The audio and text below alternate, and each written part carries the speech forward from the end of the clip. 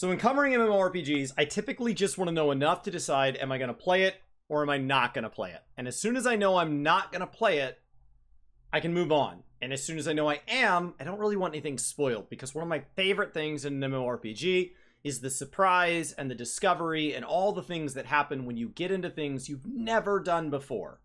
And you're experiencing things that you just didn't know would happen.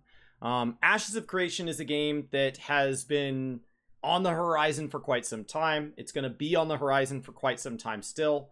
And so I've already decided I want to play it. And so typically that would mean just wait. Maybe I need to decide whether or not I want to pre-order it, but that's it. I've decided that I want to play it, and that's enough. As I want to get to know this game, I've been watching more and more content. I really enjoy Narc, makes it very entertaining to consume, and I'm getting to know this game a lot more. And the reason I picked this game to be the one that I want to cover as it comes out is I want to get better at being able to cover games before they come out, and B, I think this one shows real promise. I think there's a lot I'm excited about what this game is doing. They're making some really bold statements. They're making some very, very bold statements. And I think we have a long time between now and launch that we'll get to cover kind of that journey and get used to it.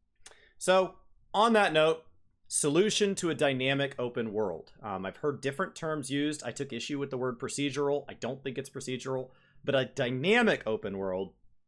How do you solve that? A virtual ecology is a complicated and incredible feat to pull off in an MMORPG, and across history, it has only been attempted properly once by a game many of you probably haven't even played. Ultima Online.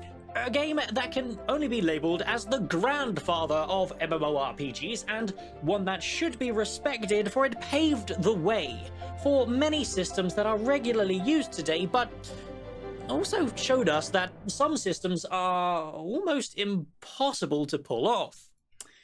Ultima Online is one that's regularly referenced as kind of one of the building grounds for people like Naoki Yoshida, Yoshi P, that is in charge of Final Fantasy XIV.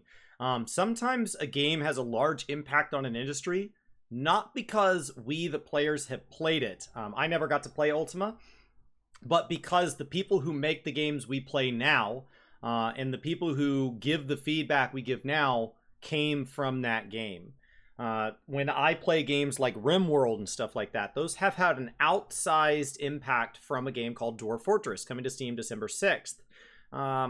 Dwarf Fortress has been around a long time. The total number of players that have ever played Dwarf Fortress for any substantial amount of time, or possibly even heard of it, is very small, for the fact that there's an entire genre of game that owes a great debt of gratitude to those that it has impacted.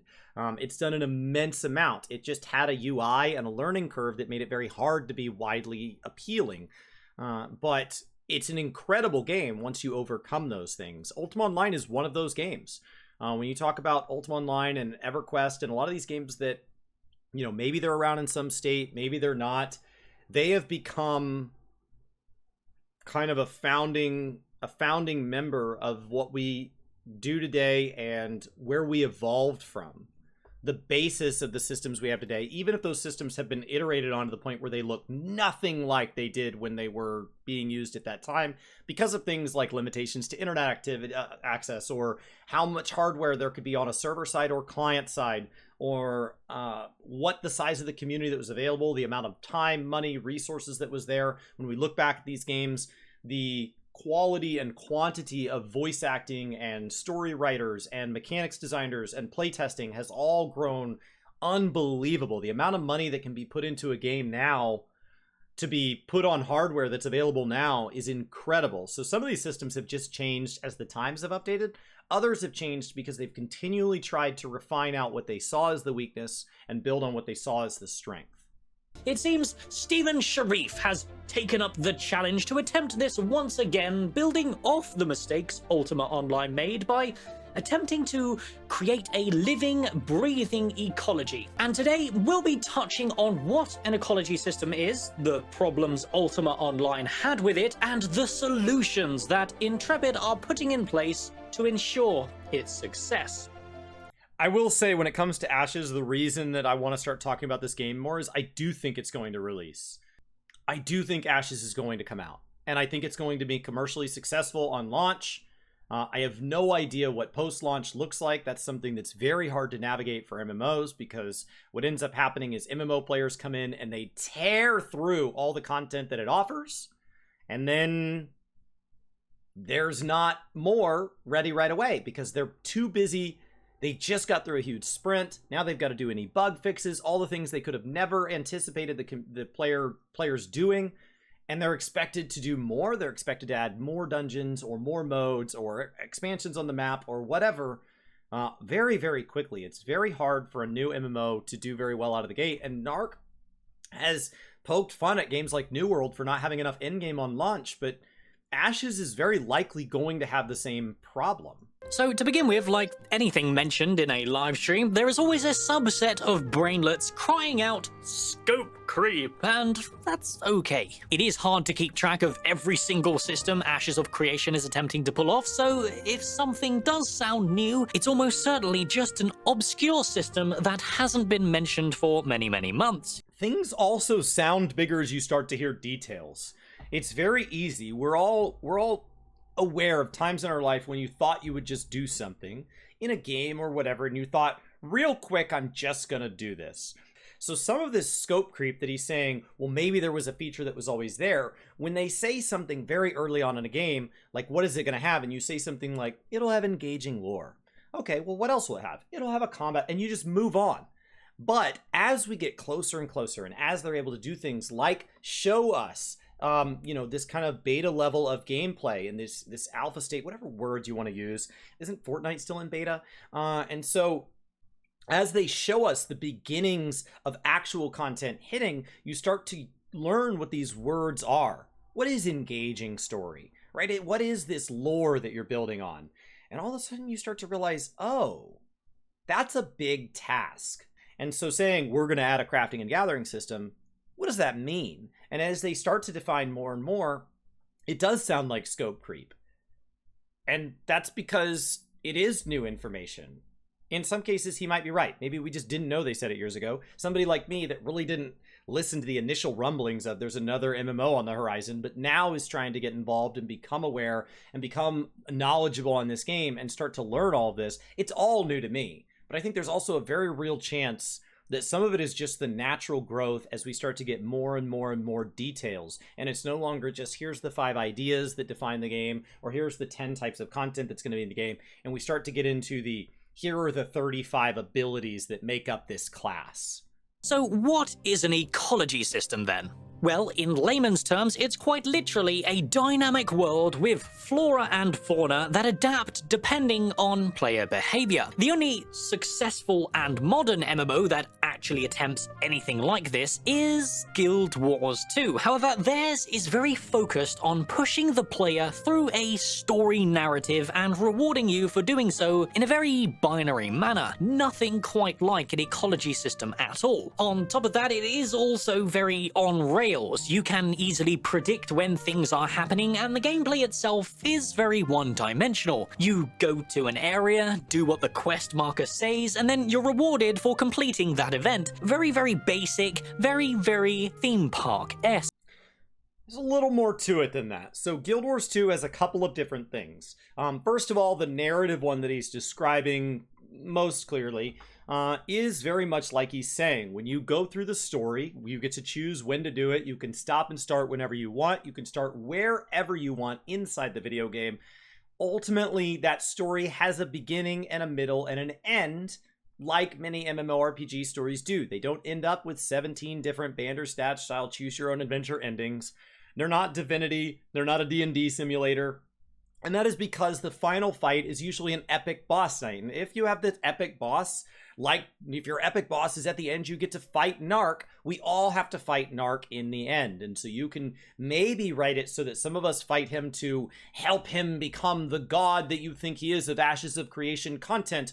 Or maybe you fight him because you don't like the way he makes voices and you think he makes fun of the way you play games. But ultimately, in the end, we need to be able to party up to beat him. So all of us have to have a story ending that ends in a battle with Narc. And all of us, that battle will end the same way. You get him down to 1% and he runs off to fight again another day, or you kill him now and he's done forever. And so there are these moments where it re-collapses down and we're all in the same spot, but along the way, where you're in these little individual story moments, you may get to choose between a left, middle, and right door. You may have unique dialogue options, you may have unique dialogue responses, and those are based on what class you play, what race you play, what dialogues you chose, who you're aligned with. Various things cause there to be replayability, not to mention there's a number of achievements that cause you to go back and play through and says, hey, next time try saving all the villagers from the fire, or don't save any of them from the fire. That's just the story. Now, when you get out into the open world, there are things called events.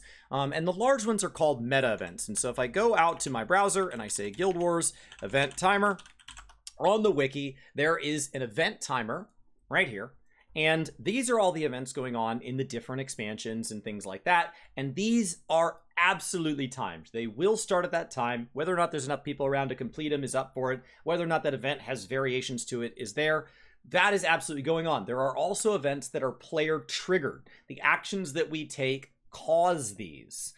Even within the various quests and events that are in the zone, it is possible that multiple things you do contribute. There's actually a surprising amount of variety, but all of that variety is pre-programmed. All of that variety is within the spectrum of what the devs foresaw. They didn't create, well, what if I want to help him build his fences back?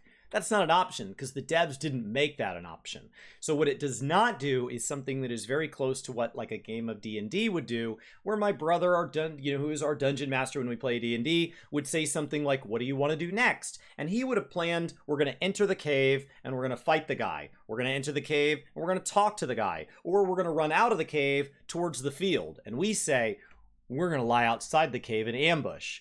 And he has to go, okay, I guess roll for whatever. And then he has to make up a series of events because we took him in a direction that no matter how much prep he did for the week, he had not predetermined was an option. And yet, because of the kind of dungeon master he is, he's not going to say that's not a choice. He will make that happen. But a video game cannot do that. So I'm interested to see how an MMORPG, a shared space on a server, a very real server programmed by very real devs to be released to very real players, I'm interested to see how you get beyond what Guild Wars offers if the other end of the spectrum starts to get into something that I have to mention D&D because I don't know of a video game that can do that on a massively multiplayer, perpetually online scale.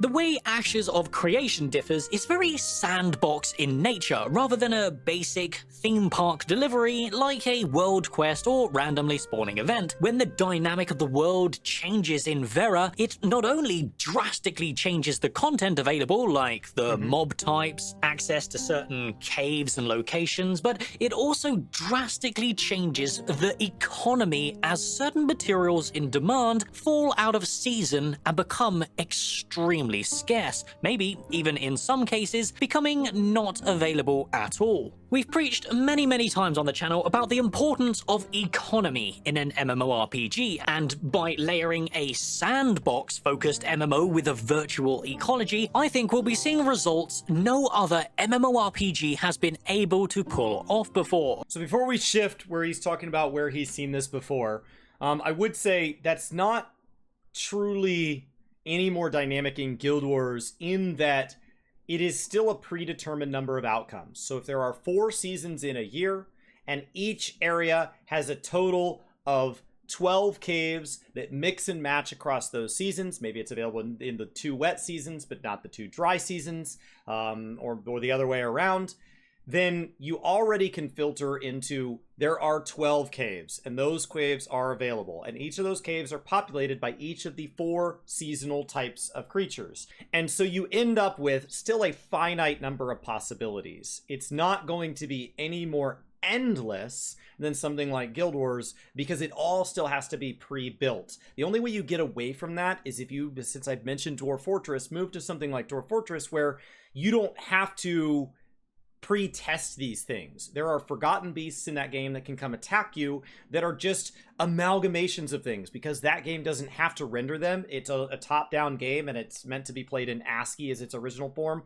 So if it's a dragon, it's just a capital letter D. It can be a dragon that has insert X number of legs with X number of heads made of the following type of scales, and it has the following modifiers. And so it can be wildly dynamic to a degree where there's no way that the dev could have foreseen everything, because Zach and Tarn didn't have to test it. They didn't have to worry about it, because there's not anything, there's no art that has to go with that. There's no balance that has to go with that. There's not really like a designated loot table per se that has to be put there because we need everybody to have access to a certain item level of gear in an area. So it's not bound by any of the rules that MMORPGs share. What it can do, however, is it can create an immense amount of variety. There are reasons in Guild Wars 2, since that's the game that Narc brought up, to go back and be in zones that you have not been into for a very long time because you need them for something. Maybe you're going back into these zones because this particular meta event is up, and because it's up, that gives you access to a resource that is needed for crafting an item that you weren't trying to craft 6 months ago. And so and because you haven't done that meta in a long time, or because maybe in this case that meta functions a little differently during a certain season, that can start to feel like that variety.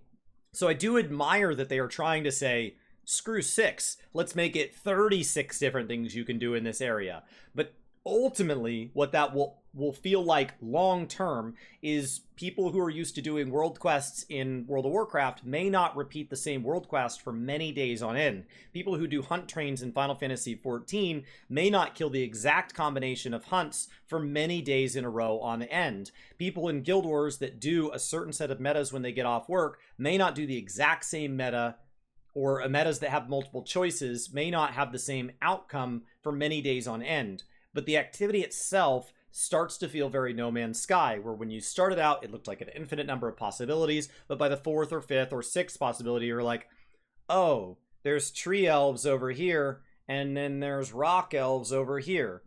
But effectively, the quest is just kill 10 elves, and I'm just doing it in a different scene change. So, like, I appreciate it, but that's something that New World does. Go out in an area and kill a bear, go to a different area and kill a bear. Now, what he's talking about that changes it is that they are going to have the loot be something that changes in what is available and what is not available. MMOs do this a lot through seasonal events, where they put these things in game. We just came out of a lot of games' Halloween event, and if those Halloween events drop relevant level gear, or like an inventory bag like they do in Guild Wars, then all of a sudden you don't have a chance to get that thing till it comes around next year. And sometimes those events, those items can continue to be used. Maybe it's used to make a particular food that you can consume during a raid that makes that food very good to have, and that means all of a sudden that food skyrockets in price as the materials to make that food dwindle out of supply. And so putting that in as a regular mechanic that is in year-round is interesting. So Ultima Online is obviously an MMORPG that should be revered for the way it tried to innovate and carve a path for this genre we love so dearly. The devs behind this MMO are extremely talented and passionate, and by the end of this segment, I think you'll understand why. Ultima Online's virtual ecology began as an automated system to bridge the gap between developers making content and players consuming it, which I thought was really interesting because this still feels like a problem MMORPGs face today. What was really interesting about this tech used back in the 1990s was that the grass had stages that would change as herbivores consumed the vegetation, and should an area run out of food for these herbivore class of animals, they were programmed to go elsewhere and find more, which would evidently lead them into carnivore territory and ultimately have them end up as food for said carnivores. I love when games have like a wolf get hungry and attack a rabbit. The question then is, if there are not enough rabbits for the wolves to eat, if I just go into an area and systematically snipe all the rabbits, will the wolves starve to death? How far are you willing to take this simulation? If something pushes out of an area, if we chop all the trees in an area down, do the birds die? And if the birds die, do the things that eat the birds die? How many stages are you willing to follow this down that road, keeping in mind that then you would need to make quests that respond to that? Maybe a farmer in an area really doesn't like that wolves came in and killed all his cows. Why did they kill all his cows? Because we killed all those rabbits. And so they got hungry and were willing to risk taking on larger prey inside more dangerous areas for them because their food source had been removed. And yet, I want to do that quest because I need it for an achievement, or I want the loot, or I just want to do quests I've never done before, and it's not up right now because the wolves are not a threat to the farmer at this exact moment. So how much of that are you willing to do, knowing that every quest you design that is not available is effectively, in that given moment, not content? Perception is reality. So if you have a game where a particular farmer has 25 possible quests, depending on season and the various factors in their area, but I show up and they have no of quests available because none of their criteria are met, then I simply move on and go, man, that's a bummer. There should really be a quest here. This seems like a cool farm. And if that is true of too many nodes in a row, node being their word, then what happens if I start to feel like, well, I went out to the nodes today, I did my 3 quests, and I guess there's nothing else to do? Meanwhile, the devs took the time to painstakingly put 150 quests in the area, which means they used real dev resources, real time, on real computers, with real assets, real quality assurance, and yet I, as the player, did not receive it. Game back in the late 1990s, this is an incredible feat of engineering. Truly goes to show just how ahead of the curve the Ultima Online devs were when it comes to innovating and creating solutions to problems before they even arise. But just as all things that do try to innovate, they tend to be at the mercy of the unknown. They took into account plants acting like plants, herbivores acting like herbivores, and carnivores acting like carnivores, but failed to account for humans acting like humans. You know, the sweaty, no-life neckbeards who have absolutely nothing better to do than grind endlessly in a virtual world to prove they are not worthless stains on society. Actually, forget that I'd made this joke. The problem obviously ended up being the lack of understanding when it comes to player mentality back in the 1990s. Herbivores' loot and assets were designed to have next to no value, and this, on paper, meant that they were a non-appealing target for players. However, as you can probably guess, this didn't work on many levels. First of all, the swarm of players all entering the world at once completely overwhelmed the population of creatures, meaning anything and everything was a meaningful target, as things simply could not respawn fast enough, no matter how much the devs tweaked the numbers. Players ended up killing anything on sight the moment it spawned, even the herbivores. The decision to give their pelts very little value and have 0 quests to actually kill them ended up being completely irrelevant for multiple unforeseen reasons. This is why in New World you have to have trees respawn. Because you have to imagine on a fresh start server, when you have an event where people are supposed to chop down 6,200 young trees and then chop down 25,000 mature trees, if mature trees grew out of young trees and young trees grew over time, it is possible for 500 players to sweep through a zone and that zone be a barren wasteland for a while. Which means then you need to design events to take place in the barren wasteland that need to be addressed. And if they're not addressed, you need to create a way for the zone to naturally push itself through those states, because at that point you have to question, maybe players don't enjoy doing the barren wasteland progression items, and so maybe the game needs to naturally move itself back into that lush forest state. So at that point, do the NPCs also cause the events to take place if we don't step in? Is this something where if we don't take an action, the world will eventually move itself through random unforeseen states? Because if not, what happens if something just sits stale? So it starts to create a huge issue with the amount of content you have to generate. It is much easier to have a hunter sit there and tell you to hunt 10 bears, and when those 10 bears die, you just make more bears. First of all, herbivores were a far less of a combat threat to players, meaning you weren't so likely to die to Ultima Online's unforgiving combat. And secondly, the pelts were still used by players to craft gear, fueling the economy side of the game, so even though the in-game value was low, they still held significant value to the players themselves, likely showing the first ever signs of how player economy works in an MMORPG. You can even use this mentality today, as New World is a great example of player mentality and poorly designed economy, because we witnessed a pretty hard economy crash at the launch of the game 1 year ago and again during the fresh start last week. In the end, there was no solution to this problem, and this innovative, genius ecology system was completely removed from Ultima Online, and the players never even knew it existed. Ashes of Creation is in a position no other MMORPG has been in before. Almost all of its systems and mechanics are going to be tested publicly and iterated upon to make sure they work and feel great. The problem with a PTR, if you assume that player feedback is good, is A, you don't get diverse people on a PTR. You get hardcore people on a PTR. You know, people just trying out the game. So you don't get a representative of the entire population. But let's say you account for that. Let's say you have some math for that, and you're like, yeah, I got it. People also just play differently on a PTR. I'm on the Fresh Start event server for New World right now, and I don't care about anything long-lasting because after the 18th, I'm going to go back to my main character. All I care about is my ability to contribute to the event. And so I am willing to have behavior that is not my normal behavior. And PTRs encourage that because a lot of times you can just keep copying your character over, or you keep getting Delta-based set of gear. You have no skin in the game. You have no risk. So it doesn't matter.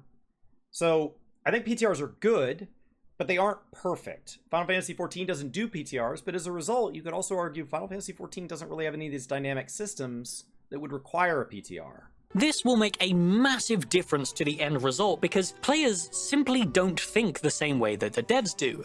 Players tend to deliberately go out of their way to exploit things and find the path of least resistance. Resources have a fixed rate at which they regrow, but depending on the land score, as Stephen put it, it affects the spawn rate of these materials. The size affected by these changes in the world could be as large as the whole world, down to just one specific biome, down even further to just one specific node, or go even as small as just your freehold. But the most interesting part about it is that players affect this land score in a positive or negative way through various activities. These are teased to be things as simple as rotating your crops, removing poachers who have spawned in their dynamic event system, and even something as small as a request set up by the local mayor to remove a specific type of invasive plant that is stunting the growth of local flora. For example, hunting predators within your own region will affect your land score in a negative way, so traveling out further to hunt the region next doors instead opens you up to that risk versus reward gameplay that Ashes of Creation is trying to push. So the first thing is people will absolutely optimize this.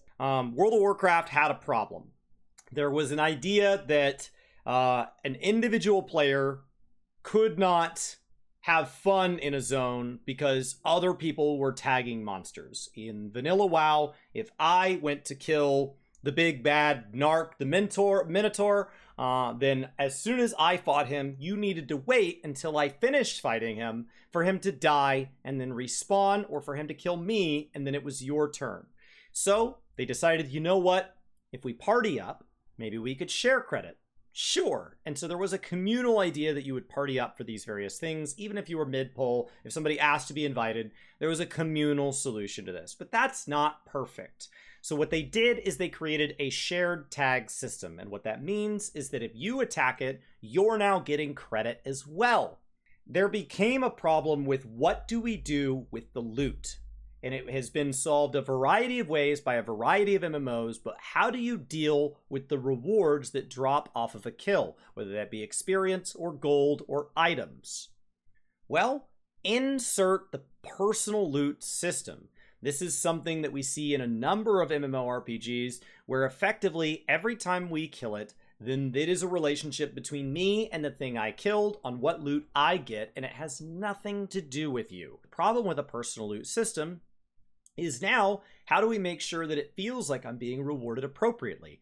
I don't want to be hurt just because you came in and tossed 1 or 2 hits on there. I shouldn't have to give up any of my gold.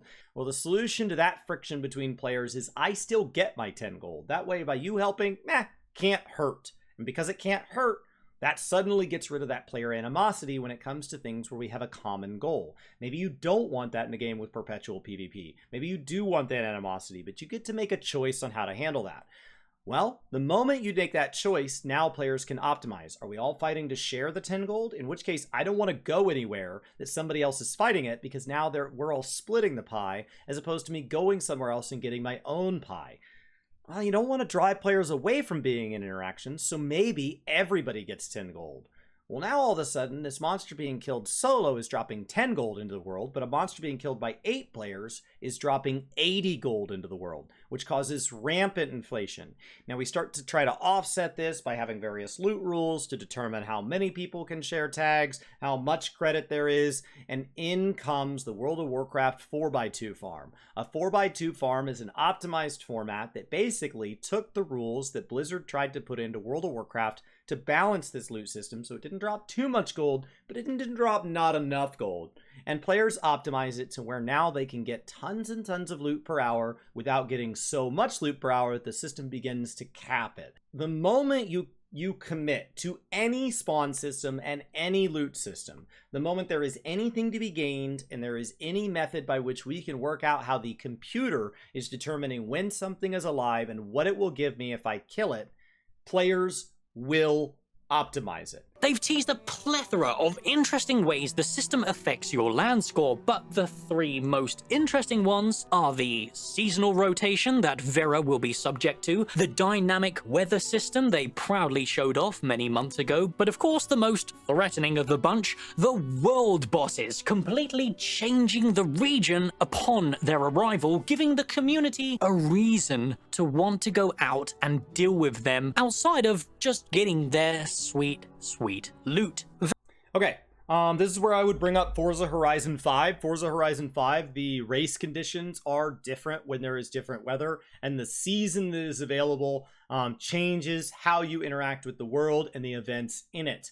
It does feel like when I log on and it's the wet season, I have a different set of objectives, and I look forward to the next particular event is up. This is something that's really nice. Rotational things like the Dark Moon Fair in World of Warcraft, or the various seasonal events that many MMORPGs have, or what happens when a particular faction owns a zone in New World, start to feel really meaningful because it means that there are things I look forward to one day doing. World events in Guild Wars feel like they drastically change the world the first time you see the world event. They come in, maybe they knock a bunch of trees over and it's a big area with poison ponds and stuff, and you're running around the poison ponds, and the moment the event ends, it returns to its natural state. Quickly, slowly, doesn't really matter, but effectively if you show up an hour later or 2 hours later, it's what it was, like the world boss was never there in the first place. But the moment you have been to that meta event 2 times, 5 times, 10 times, you're still waiting to get that freaking component you need to craft a sword or whatever from it, it loses that newness. So I think it's interesting how many layers they're putting on this, because each layer will make everything below it feel just a little bit more random, but it's not random. Something is controlling it. So I appreciate how dynamic they're trying to make it feel. Ultimately, it is a finite number of possibilities. Vera is aiming to be a true, living, breathing world, and although many MMOs have attempted such systems like Guild Wars 2's dynamic events, but nothing quite compares to what Intrepid are attempting, and as we discussed before, it's the public testing element that Ashes of Creation has over these games, and that's why I believe it will succeed where all previous attempts have failed. Anthem's not a success story, and yet they tried to have a ton of communication. They tried to promise a bunch of crazy things. They had a bunch of hype. They had some cool looking gameplay.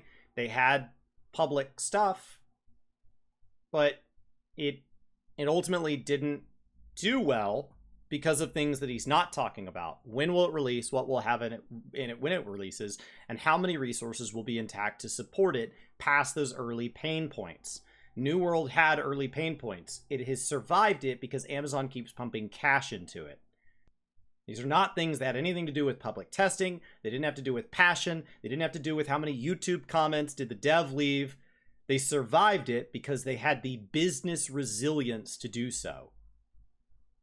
Before we end today's video, allow me to pose a question for you, my dear viewer. Do you need a functioning, behind-the-scenes ecology system to work for you to truly enjoy an MMORPG? Personally, as nice as it is, just as the team behind Ultima Online said, at the end of the day, the players didn't even know it existed, so all the time and work they put into it never actually paid for itself, and even to this day goes unappreciated because to your average consumer, if it's out of sight, it's out of mind. I'm confident that Stephen and the team has what it takes to at least implement the essence of ecology, even if it is not a true, living, breathing world. What they're doing to make it feel dynamic is they're simply adding more variety. That means that is to be commended. It is to be commended.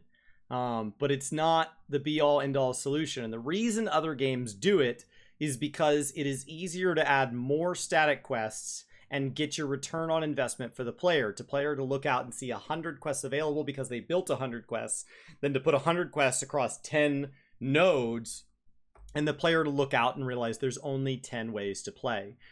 Guild Wars does try to fight this, and that's the example he named, and it would be my go-to example on something for this. But ultimately, there are a lot of people that don't know that about Guild Wars, so I'm not sure that really works out to their advantage sometimes. Is it required of an MMO? No, but your MMO does not have to have any one particular hook, but it does have to have a hook. So it doesn't have to be a working ecology, but if you're going to have something that makes you unique, maybe that working ecology is unique for them. I don't know.